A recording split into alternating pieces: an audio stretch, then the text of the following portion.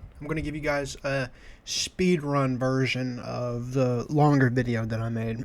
Hopefully this is a little more streamlined, and I'll word things a little more differently in this video as well. So let's go ahead and get started. Their position a decade ago under Obama with the JCPOA without a war in Iran. Yeah, I would just... He says we were in a better position under the JCPOA and without a war. That's a great addition. Yes, without a war. We were better then with no killing innocent schoolgirls, no money wasted, no billions of dollars wasted on a retarded war, no disruption to the global economy. And think about this, you know, he talks about later on, like, oh, they disrupted the global economy by $200 billion. Let's estimate right now how much money or in U.S. dollars this retarded war has disrupted the global economy. Let's just look it up just in case. Our terrorist illegal war on Iran, just for the glory of Israel, has cost the global economy about $2.2 trillion.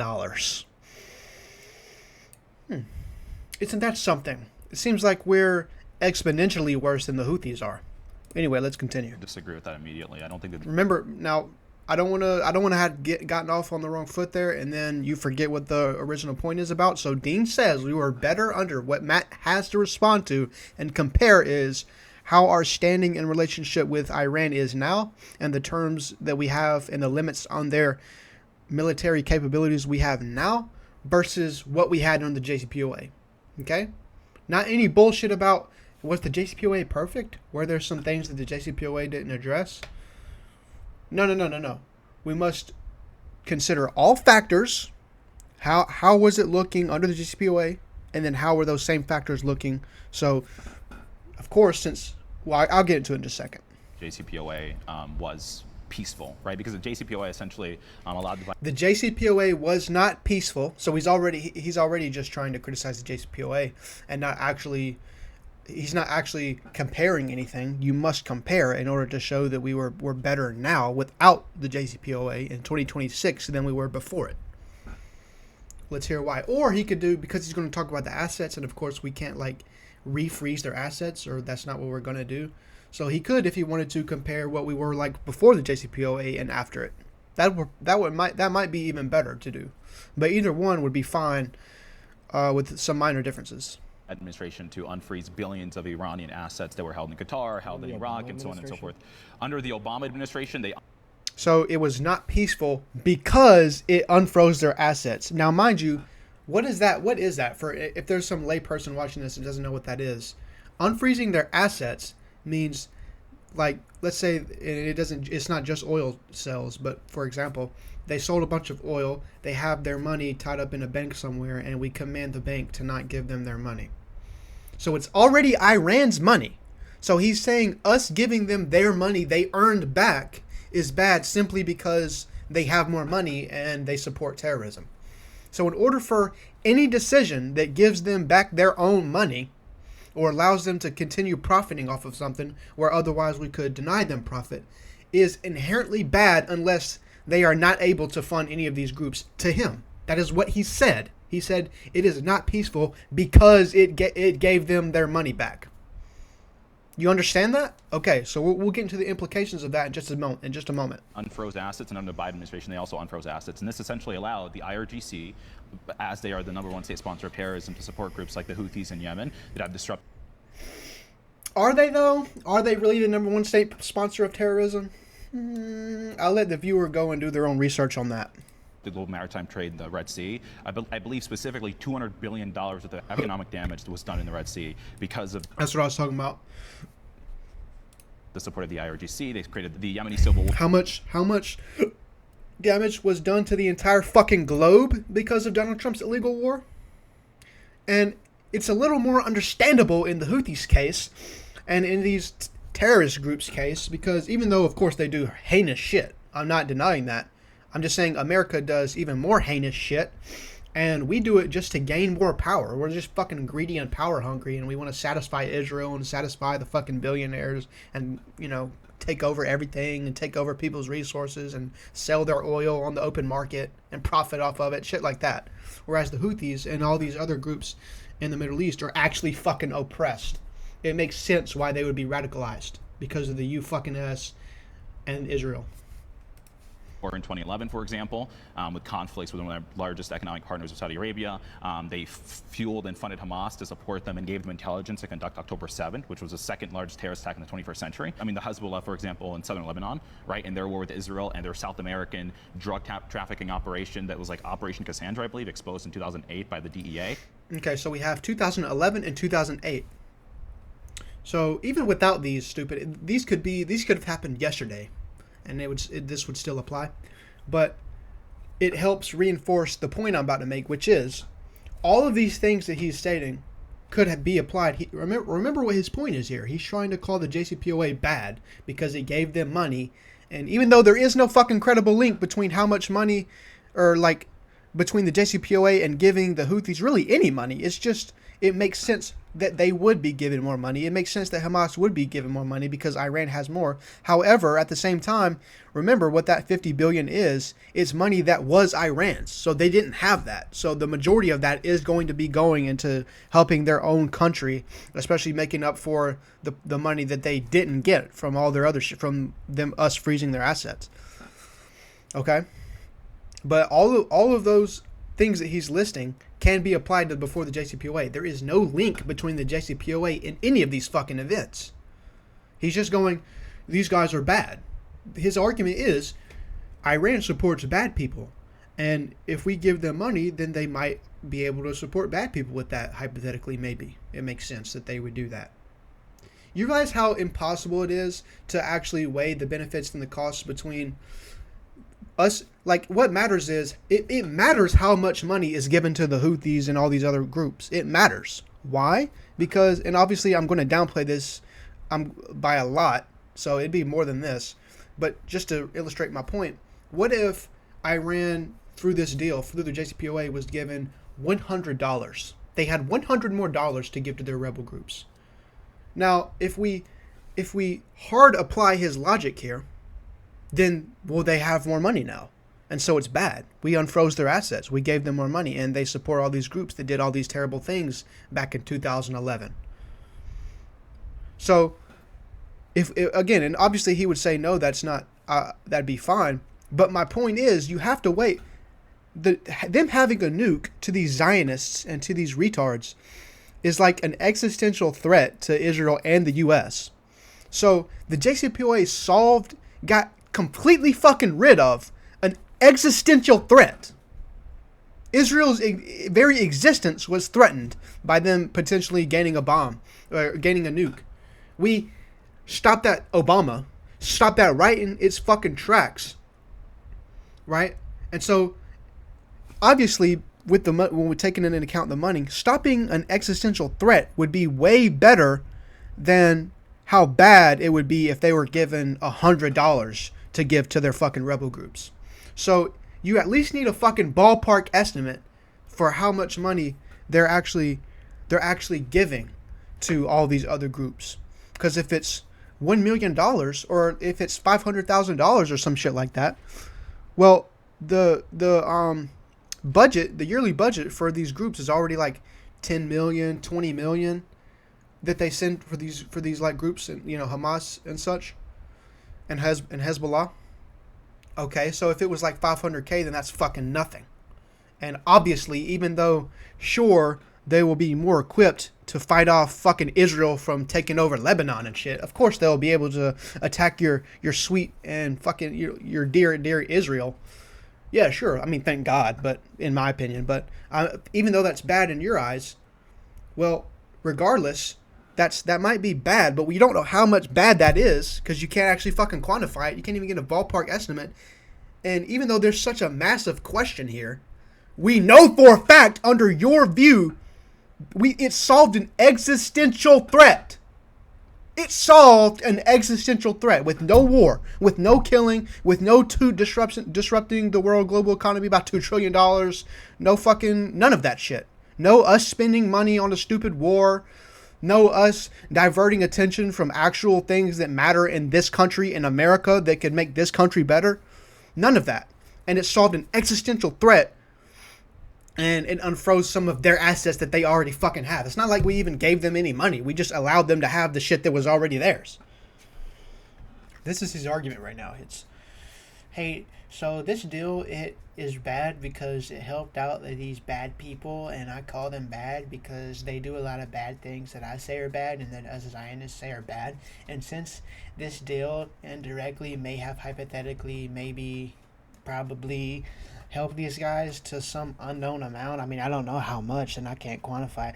I'm just saying, I mean, it must be bad, right? The deal is bad. How'd I do, mommy? That's his argument. He can't actually quantify it at all, how bad it is. And if you want to, if we want to think like, what's the maximum amount of money that probably went to these other groups? Like, let's say, I don't know. Let's say 100 million went to these other groups. What's worse, $100 million to the Zionists, $100 million going to these other groups, or Iran developing a nuclear weapon, or 9 or 6 or whatever it was, nuclear bombs that was projected they were going to have developed. I reckon having these proxy groups funded is worse.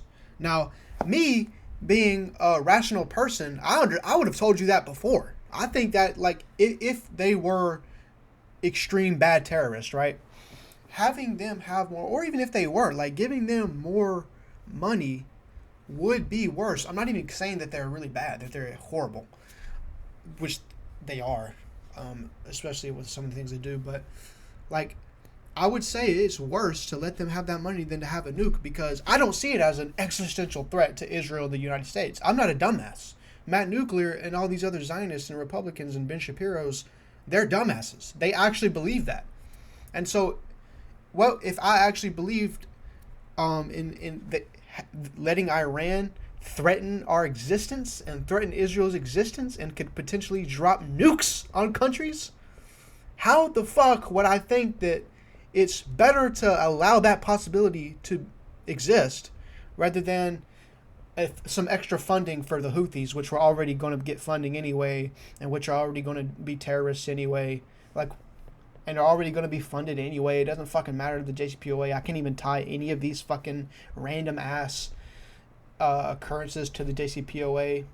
There's nothing. I'm pointing back to 2008 and 2011 because I'm just trying to convince our dumbass Jubilee audience that, hey, look, these people are bad. We can't give them money, or that's bad because they're bad.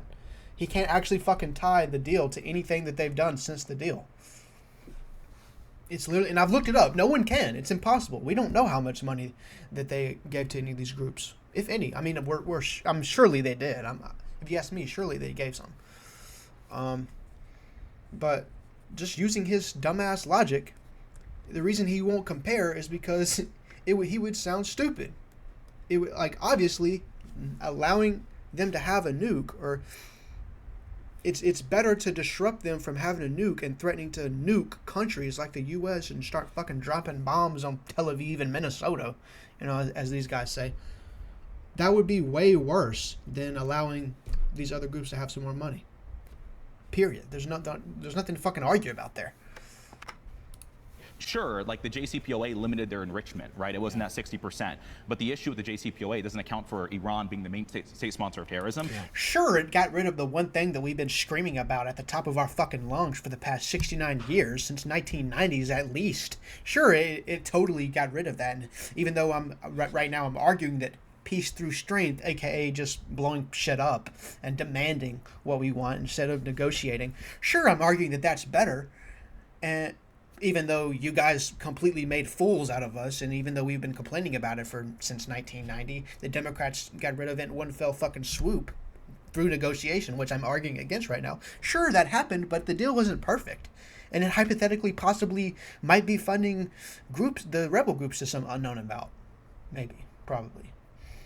So how can you say it's a good deal? Because it's doing those things, even though it got rid of the existential crisis that we've been crying about since the 90s. And it also didn't account for them having the largest missile stockpile in the Middle East. Oh, so they have missiles. Oh, it didn't account. The JCPOA was bad even though it totally stopped their nuclear program in its tracks, because it didn't also stop their ballistic missiles in its tracks and force them to hand over their fucking missiles? Are we fucking serious? Bro, we gotta take baby steps. You understand that? We can't just fucking, all right, hey Iran, sign this agreement that you're gonna give up all of your military. You're just gonna give up all military spending, all of your missiles, all of your drones. Give up everything. Have no defense anymore, please. Even hand me your pistols too. I mean, is that what it's gonna fucking come down to? You guys complain about the nukes. We get rid of those. That ain't enough. We got to get rid of their ballistic missiles. I guarantee if we did that, next would be their drones. So then after the drones, what would it be? Their pistols, their fucking AKs? Do we got to go in and take that too? Or it's a shitty deal unless it gets rid of all of that? Issue with the JCPOA. Like, oh my fucking, like, you can't, like I said, you can't just sign a deal and improve all their fucking and just solve all the problems with a country. You can't just do that instantly. You got to take fucking baby steps. Period. That's just how politics works. Period. And if your argument to that is, yeah, I mean, we've got to take baby steps, but it's better because we're doing war and we're gonna even though through negotiations we can't just totally fix the country in one fell swoop, with war we can. Well, how's that fucking going for you? How is that going? It doesn't actually look like that's even the case anyways. You're not actually solving all their problems in one fell swoop, even with the war. And he's not even trying to fucking prove that that's what they're doing, because if he used any fucking actual pointed to anything that Israel is actually doing or any concessions we're getting from Iran, there's nothing to point to. He can't go, look, Iran's already given us this, and they didn't even give the Democrats that. That's proving that through war we get better concessions than we do through peace or through negotiation. He's not even attempting to do that because, of course, he can. Like I said, what the fuck is he going to point to? Iran is only doubling down and making it worse for us and taking control of the Strait of Hormuz. Like, hopefully I wasn't in the middle of a point because I just had to somebody was calling me. Anyway, let's just continue on. Disagree with Trump's war in Iran. Because No, even Donald Trump is, in his negotiations with Iran, is willing to relinquish economic sanctions on the country. I can't stand this bullshit he does, where he's like, it's very similar to Trump. He's just fucking copying Trump, where he just like confidently interjects in the middle of while the other person's talking with like just a couple words, three words, like to give the fucking audience the illusion that this asshole knows what he's talking about. Like, he like recontextualizes it in their brain. And I'll give you, when he goes short term, because Dean was making a great point, and then he just goes short term. Hopefully he's trying to trick the audience into thinking that means something, and like Dean just didn't understand the context, or like the short term changes the point he was trying to make. Just watch. Promoting more economic activity, which would then lead to the Short-term sort of outcome. Short term. Like unfreezing their funds, for instance. So that's like my one issue. You don't get it, Dean. It's just short term. Well, the reason why I disagreed with Obama's JCPOA is because it unfroze funds. It gave them back some of the money, Can I respond to that? which they sold goods to us in the 70s. It's a great point by Dean, and I'll explain why Matt Nuclear's dumbass rebuttal to it makes no fucking sense whatsoever. Well, we'd see the same outcome from, Trump's war today. If we relinquish the sanctions, if we allow them to promote more economic productivity within their own country, well, then they're going to have more money to do the same. Now, I'm padding out the runtime of this video a lot because I keep having to restate the premise, but the reason I do this and what the whole argument is about, the reason I do this is because I'll always get a dumbass in my comments who, even though I repeated it 69 times, they still don't fucking get it. And then I'm also just used to arguing with complete retards that I have to keep doing this to them, and they have the memory of a fucking goldfish, and will get 5 seconds into a separate like half tangent that's actually still kind of related, and they totally fucking forget what the whole thing is about. So what they're arguing about right now is the real is like 2 million. He said the reason Dean is bringing up the Trump is also unfreezing their assets is because, and giving them money, is because, remember what I said earlier in the video, his point is just basically any money, even if it's Iran's own money, any policy that we do that allows them to have money is inherently bad because, and again, it is inherently bad to him because he never said, like, he didn't say, look, we unfroze $50 billion of assets, and there's X reason to believe, like X evidence means that there's good reason to believe that they're using this percent or around this percent or some ballpark estimate of that money for the Houthis, and that would then amplify their attacks by this much. He never fucking does that. He just goes, look, Houthis bad because this thing they did. Look, Hezbollah bad because this thing they did. And Iran might possibly support them with some of the money. Don't know how much money, don't know how much money they're giving them. Don't know how much is actually making this worse. Don't know how much worse. It's impossible to then find out how much worse that is than the nukes than letting them have a nuke. You understand? So that's his point, and that's why Dean said, well, then you wouldn't support the Iran war, or at least you wouldn't support Trump's decisions because he's going to do that same exact thing, and they're going to have more money because of what he's doing. And so Matt is saying what he's about to say right now is about with the short term, as if that's supposed to mean anything. Yeah, it's short term, but it's still giving them economic relief. It's still giving them financial relief. They're still going to have more money to do the things that he said that he's alleging that they might be hypothetically probably doing. You understand? So, with that in mind, let's hear what he says. To the dollar. That's one. And number two, currently he said, here, I'll back it up. $1 million to the dollar. That's one. Well, the real is like $2 million to the dollar. That's one. And number two, currently they've suffered like $4 billion worth of lost oil revenue because we blockaded their blockade. Totally. The first part, totally fucking irrelevant. Just because, hey, guess what? The real is $2 million to the dollar, and therefore it's actually not as much as you maybe think it is, or you were making the audience think it is. He's playing this fucking audience game at all times, where he's like, here's a fun fact I know, and this means that even though Trump is giving them economic relief, it's not as much economic relief. Now he wants to fucking quantify it. Now he wants to fucking quantify exactly how much they're given, when all of a sudden, even though he still never ever cites how much money Trump is giving to them, so he doesn't actually quantify it. He just goes, oh, whatever it is, it's probably less than that because the real is $2 million to the dollar. Probably. So it's less than that. Whatever you're thinking. It's actually not as bad just because of that one reason. Totally fucking irrelevant unless you actually bring up what matters is how much money they are getting. Like I said fucking early in the video, if Trump was giving them economic relief, but it was barely any money at all, like as he's trying to insinuate with the real is $2 million to the dollar, it's like he knows this, but he can't bring it up because he'd sound like a dumbass. It's like he knows it matters how much money they get in sanctions relief. He knows that subconsciously. And so he goes, it's only $2 million to the dollar. Again, what matters is how much money have they been given? Because if it's not a lot, then that's okay. Then they can barely support their groups with that. And really, there's no evidence that they're actually supporting their groups with it. The JCPOA is not IRGC support, as this idiot is trying to claim that it directly is. It just is IRGC support. No, the fuck it isn't. It'll improve Iran's economic status, which then would probably lead to them giving some amount of money, some unspecified amount of money to their proxies, but we don't know how much, and it's impossible to fucking quantify. Right, preventing them from also exporting oil over to China, which about 50% of their oil goes to. So that's an actual good point. Now he's actually saying, look, they lost, he said $4 billion, but it looks like it's actually about $5 billion. Look, they lost $5 billion in revenue. So even though we're giving them economic relief, they already took a massive hit. So what? You have to, you have to compare that to how much money Trump is giving them in relief. Because let's say they lost $5 billion, right? Now, let's say Trump was giving them $69 trillion in economic relief. Now, how much relevance would that stupid ass fact have if that's what Trump was doing? About they lost $5 billion. Oh, well, their real is $2 million to 1. So whatever you're thinking is probably not as bad as whatever you're thinking. So fucking what? You don't understand his main core point, bro. He is saying...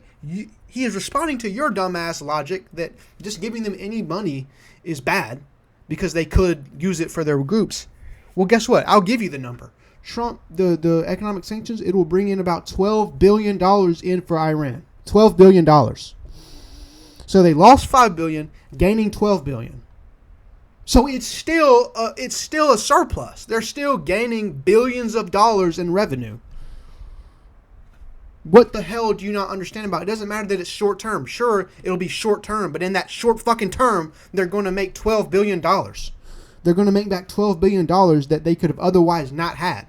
And this is where the implications from earlier in the video that I said we'll get to it later, this is where that comes in. Because now you see the implications of your dumbass logic. Dean basically told him the implications of it. It'd be like, you can't support Trump pulling out now. You can't support that. And he's trying to be snarky and slimy and be like, and try to weasel his way out of it. But I'm not going to fucking let him. I wish Dean and Parker, I guess they get anxious in the debates. Like, how do they not see this? They should have said exactly what I'm telling him now. It doesn't, I guess, well, probably what it was they didn't know. Like, I had to look up these facts, like the $12 billion. They probably didn't know exactly how much money. But still, they could have known the logic, which is, it matters how much money Trump is giving them in asset relief if this is his argument.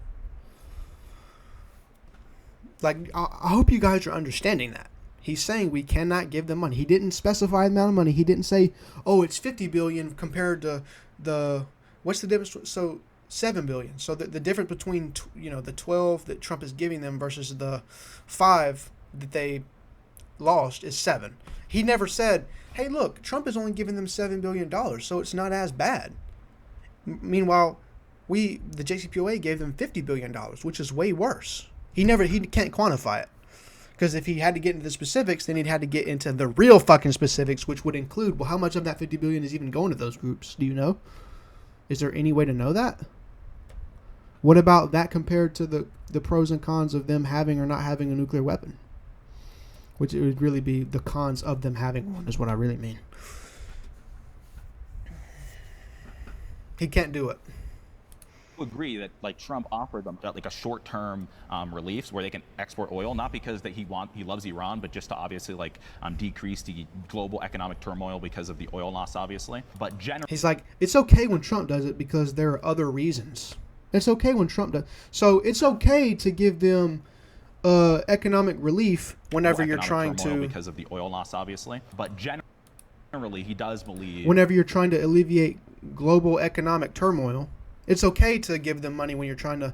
The cost of giving them money and potentially funding those rebel groups is not as bad as the higher fucking gas prices and, shit like that. Like in Asian countries, it's worse. It's okay to give them more money when that's at stake, but it's not okay to give them more money when a nuclear weapon is at stake and the existence of Israel and the U.S. is at stake. That's his argument. That's what he's saying. That's what he just fucking said. It's okay when Trump does it because of these other reasons. So you are understanding now that you have to compare there are multiple reasons for any given deal, or like Trump gives them some economic sanctions relief of $12 billion. Well, yeah, he has other reasons for doing that. And you understand that those are more beneficial in this circumstance to the hypothetical potential whatever probability of them maybe funding Hamas and all those groups with it. He knows that. But it's not okay when there's a nuclear weapon. Okay. And John Bolton's, Mark Levin's, Lindsey Graham's maximum pressure strategy on Iran. And he never even addresses the prompt either. At the end, he starts talking about, well, Trump believes in it. Trump believes in priestly strength. Trust me, he still believes in it, even though, let me finish my thought from earlier, what I was just saying. I don't even remember what exactly I was saying. Bottom line is, I think it was this. It was that, yeah, Trump had his reasons for giving them economic relief. But the $50 billion economic relief, we also had very good reason, especially if you adopt your dumbass thinking, we had very good reason to give them that. Just like you're admitting here that Trump has very good reason to do that. You're like, oh, he still largely believes in this ideology, but he just had to stoop to the Democrat level and give them economic relief in this circumstance because, and this is him actually addressing the argument. All that bullshit before about like the real, it's only 2 million to 1, has nothing to do with the argument. This is him addressing the argument. Like decrease the global, we blockaded, they're blockaded. And this right here, like. No, he's just trying to be a fact machine. He memorized all these fucking dumbass facts that don't matter right before he came into this debate, and he's taking every moment he can to just spew them out. There's no reason to say this. What matters is how much the surplus that they were given. How much money will Iran actually get from this deal? And they will be gaining money. It doesn't fucking matter that they lost some. There is a deal that there is a political decision that Trump is going to make that will give Iran more money, which you at the very beginning of this fucking clip were screaming, oh, it's bad. It's inherently unpeaceful. Isn't that what you fucking said? That it's not peaceful just because it's giving them money? It's not peaceful? Right? Preventing them from also exporting oil over to China, which about 50% of their oil goes to. Like, look at it. Doesn't matter. All the facts that he brings up. Why don't you focus on the goddamn argument here? This is like a staple of, like, Charlie Kirk does the same thing, and he loves Ben Shapiro and he loves Charlie Kirk, and that's why he acts this way. He posts about them all the time. He was fangirling about Charlie Kirk right until before the day he died. And I mean that. Like, it was fucking concerning. I thought he had a crush for a little bit. That's why he does it, because he's just like, I want to just talk about facts. I need my audience. What I tell you earlier, he's so audience-centered. He cares about his audience seeing him as smart. So he's like, I need my audience to think that I'm smart. So I'm just going to keep spewing out facts. Fact, fact, fact. Here's a fact, here's a fact. Meanwhile, the Houthi shit happened in 2008 and 2011, and there's no actual link between the JCPOA and anything that they've done since then. Now, again, and I have to rehash this every single time because I'm bound to get a dumbass saying the opposite and trying to call me dumb for this.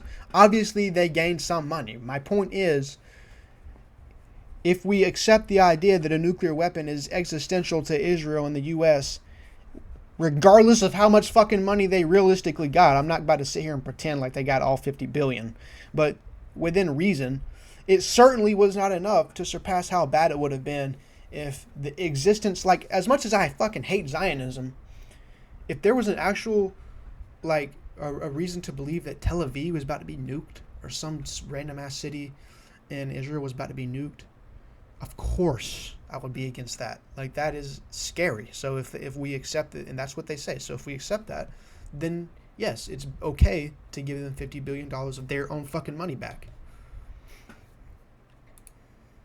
I do agree that, like, Trump offered them like a short-term reliefs where they can.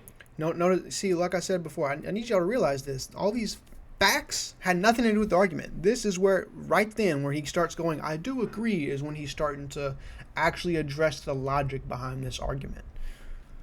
Export oil, not because that he wants. Because fuck all the things he said. It's still the exact same. Dean was trying to say, if this is your belief, well, this situation that Trump is doing now is the same.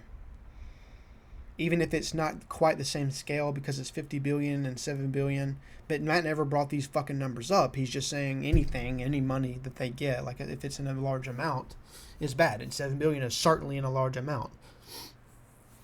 Especially during war. He loves Iran, but just to obviously, like, no one fucking said he's doing it because he loves Iran. Decrease the global economic turmoil because of the oil loss, obviously, but acknowledges that there are reasons for giving them economic relief and giving them billions of dollars. Generally, he does believe in John Bolton's, Mark Levin's. See how I need more facts. I need more facts. Even though, again, like I pointed out, this has nothing to do with the argument. He's not actually proving that Trump, or that this works, that this thing that Trump believes in works. He's just going, hey, look, Trump believes in it. Even though it certainly, he's trying to pretend here. This is the truth. He's trying to pretend here that Dean is like trying to make Trump out as to like, hey, look, he's not strong. He's actually weak, like the liberals and the leftists and the Democrats. And that's not what he's saying. He's addressing your logic. Matt Nuclear is addressing this, or he's trying to criticize your logic. And Matt Nuclear is addressing this random ass point that Dean wasn't even trying to say, where he's like, Trump actually does believe in peace through strength. He does believe in war. He does believe in not giving them economic relief. Trust me, just like all these other people that I memorized right before I got here so that I could name all of their names off. Just like all of them. Okay? He was trying to say, Matt Nuclear never even addressed the secondary point that Matt was trying to make and go like, no, actually. This is how he would have concluded if he was addressing the point. He would have gone, no, actually, Donald Trump, the circumstance that Donald Trump is in right now is not even close to the exact same Donald Trump giving them more money and economic relief is not even close to the same as it was, or as the deal in the JCPOA was, where even though there are other reasons for giving them said money, we gave them said money. That's bad. We can't even fucking compare it to the positives. We just got to say if there's any fucking negatives, it's bad. It's different now. He didn't even try to do that at the very end. He didn't conclude that way. He concludes with this bullshit. We don't fucking care if Trump fucking actually believes in it. I pray to God that Trump doesn't believe in that sort of strategy. I wish he was getting dog walked by Netanyahu right now. I wish it was just because Miriam Adelson donated to his campaign, and because of all the corruption that he's gone through, now he's fucking financially independent. He doesn't need all these stupid fucking Jewish donors anymore, so he tells them to fuck off, and he does his own thing. He's like, fuck Israel now. You know what, Israel, stop your annexation of the West Bank. Stop fucking bombing Lebanon and taking over South Lebanon all the way up to the Litani River. Stop doing all that bullshit, or I'm going to fucking destroy you and kill and illegally capture Netanyahu, just as I did Nicolas Maduro. I wish he fucking did that. I don't know why he's addressing this random bullshit. Anyway, I think that's it. There were some. I'm pretty sure there were some other points in the video I made right before this that I wanted to bring up, but I don't remember them, and I'm not watching a 30-minute video of largely all the same shit I just got through saying, just to find it out. So, please, I'm begging anybody watching this, argue with me in the comments. I want to know what these guys would say about everything I just said. I'm very curious. I'm predicting it's somewhere along the lines of, it doesn't matter that we can't quantify it, that we don't know exactly how much money those groups get. It's bad either way. Like, it should have been a stronger deal. Then my response is, why did we rip the deal up? Sure, we did a deal and it's bad.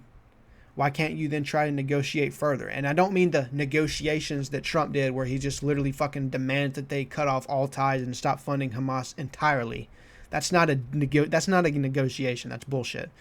Joe Biden actually negotiated and got them. This is literally what I was thinking before I even looked it up to see if any of these presidents did this. I was like, you know what they should do is they should tell these terrorist groups to just limit the terrorism. They can keep fighting for what they like. For example, Hamas obviously is trying to fight for, and really the Houthis too, trying to fight for Palestinian independence, trying to make sure Israel stops annexing the West Bank and stops setting up settlements in the West Bank, shit like that. And Hezbollah in Lebanon wants them to stop fucking bombing southern Lebanon and taking the territory in southern Lebanon. That's all they want. So it's like, you can continue fighting for your causes, but stop blowing up innocent civilians in the process, similar to how fucking Israel does. Which, of course, we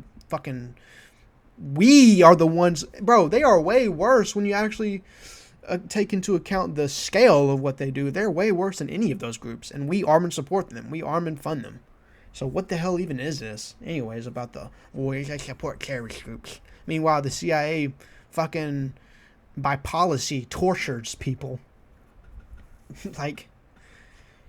It's so strange to me, but I didn't bring that up in this video because it's really irrelevant.